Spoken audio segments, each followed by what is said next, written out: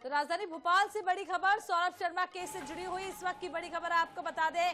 अब आयकर विभाग ने भी कसा शिकंजा, 20 दिन पूछताछ की मांगी है कोर्ट से इजाजत।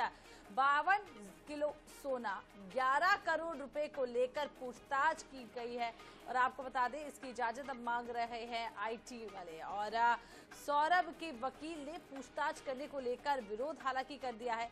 कहा है लोकायुक्त और ईडी तो पहले से ही पूछताछ कर चुकी है, अब पूछताछ होती है तो टॉर्चर जैसा होगा। तो ये पूरा मामला आपको बता दें सौरभ शर्मा केस से जुड़ा हुआ इस वक्त की बड़ी खबर। आईटी की एंट्री हो गई है, अब आयकर विभाग ने भी कसा है शिकंजा।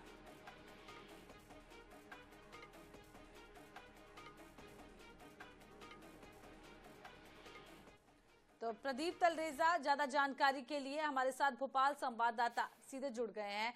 जिस तरीके से प्रदीप लगातार पूछताछ चल रही थी, अब आईटी की भी इस पूरे मामले में एंट्री हो चुकी है क्योंकि 52 किलो सोना, करोड़ों में रुपया।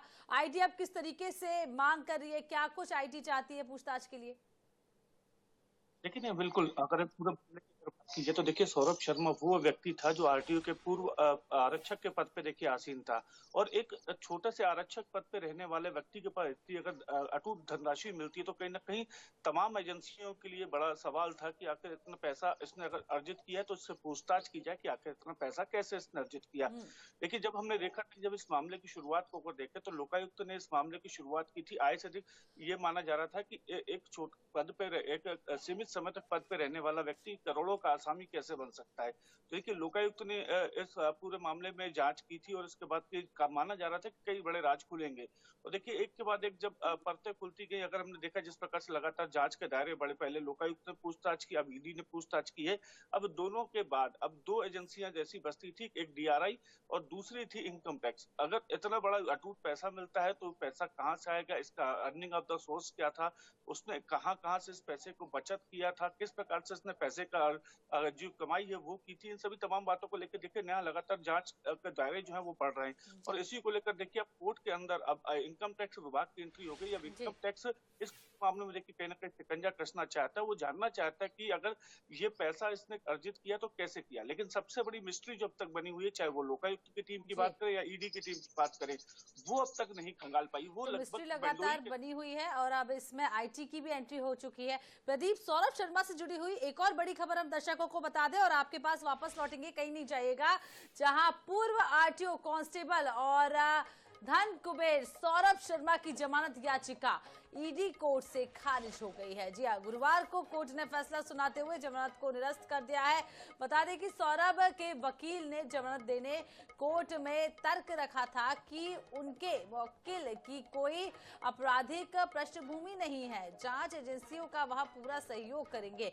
हालांकि इस दौरान सरकारी वकील ने सौरभ शर्मा की जमानत का विरोध किया और फिर कोर्ट ने फैसला सुनाते हुए जमानत को निरस्त कर दिया है। प्रदीप, क्या कुछ अपडेट? लेकिन निश्चित तौर पर जब से ये मामला शुरू हुआ है नेहा, उस दिन से ये माना जा रहा था कि सौरभ शर्मा की मुश्किलें हैं जो वो लगातार बढ़ेंगी और यही पूरे अगर घटनाक्रम को देखा जाए तो ऐसा ही देखने में आया है। देखिए इसके पहले हमने देखा था कि जिस प्रकार से लगातार तमाम वकील जो है, राकेश परासर जो कि सौरभ शर्मा के वकील हैं, वहीं अगर सूर्यकांत भुजाड़े की बात की जाए तो वो शरद के वकील थे। एक अन्य वकील जो है वो लगातार तीनों की पैरवी कर रहे हैं। देखिए सौरभ शर्मा सबसे मेन वो व्यक्ति था जिसके ऊपर पूरी जांच का दायरा जो है वो चल रहा है। और इस अगर पूरे मामले को देखा जाए तो सौरभ शर्मा के वकील ने कोर्ट के अंदर, ईडी कोर्ट के अंदर जब उनको न्यायिक अभिरक्षा में अंदर भेज दिया था, उसके बाद उन्होंने स्पष्ट कहना था कि इस पर अब जमानत मांगी जाएगी और जमानत जल्द ही मिल जाएगी। लेकिन देखिए जिस प्रकार की वो बात कह रहे हैं, हालांकि वो जांच एजेंसियों से लगातार जो जांच एजेंसियां उनसे पूछताछ कर रही कि वे पैसा कहां से आया, कहां से इनकम ऑफ सोर्सेस है, इन सभी तमाम बातों को लेकर देखिए पूछताछ जरूर कर रही है। लेकिन अब जो सौरभ शर्मा के वकील है राकेश परासर, उन्होंने कोर्ट में एक आवेदन दिया था कि उनके जो मुवक्किल हैं यानी सौरभ शर्मा, उनको जमानत दे दी जाए। कारण उन्होंने ये लिखा कि वो किसी आपराधिक पृष्ठभूमि से नहीं आते हैं, उनका कोई आपराधिक रिकॉर्ड नहीं है, उनके ऊपर कोई गंभीर मामले दर्ज नहीं है जिससे ये कहीं ना कहीं माना जाए कि वो देश छोड़ कर फरार हो सकते हैं या अन्य प्रकार की जो पृष्ठभूमि होती है किसी भी आपराधिक व्यक्ति की, उस वो लेकर नहीं।